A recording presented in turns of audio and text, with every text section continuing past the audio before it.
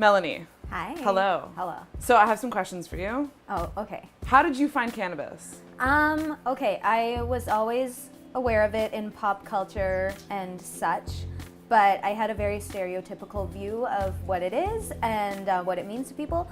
And then I got to be in my adult life and I got to know all these comics who are like very intellectual and cool, and weed was a part of their life. And I turned 30 and I ate a weed cookie on my 30th birthday.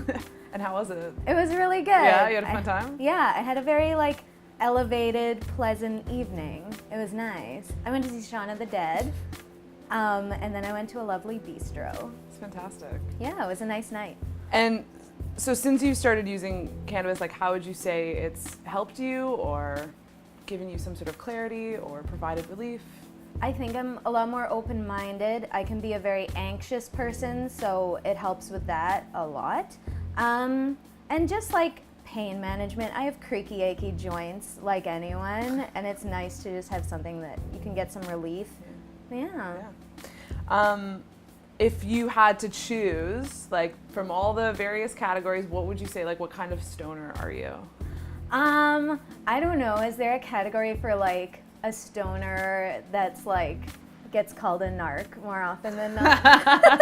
Yes, there is. Okay. That's a fun category to be in, because you're not actually a narc. You're just the unsuspecting, villainess. I'm a once in a whiler, and I'm not I wouldn't call myself a stoner. I don't know a lot about it, but I'm hey, it's cool.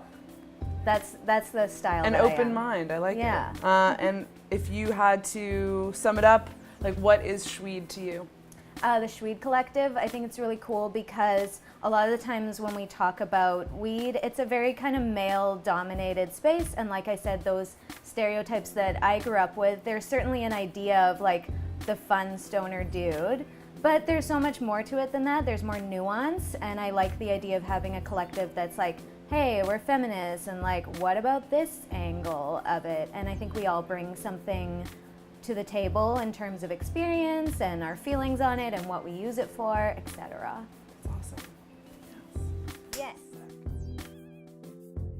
Okay, so I was a late bloomer in life. I didn't move out until I was 30, and I was living with my friend, and we were we liked weed, but we didn't know much about it. And she was one day I want to make edibles, because we both preferred them. And I was yeah, one day you should. And I was and then I was coming home with a friend of mine. We'd just seen a play, and we were having a really in-depth discussion about it and arguing over whether or not certain things were good about it. And there was this tray of brownies in the living room, and I was great, because people just make brownies. I didn't think anything of it.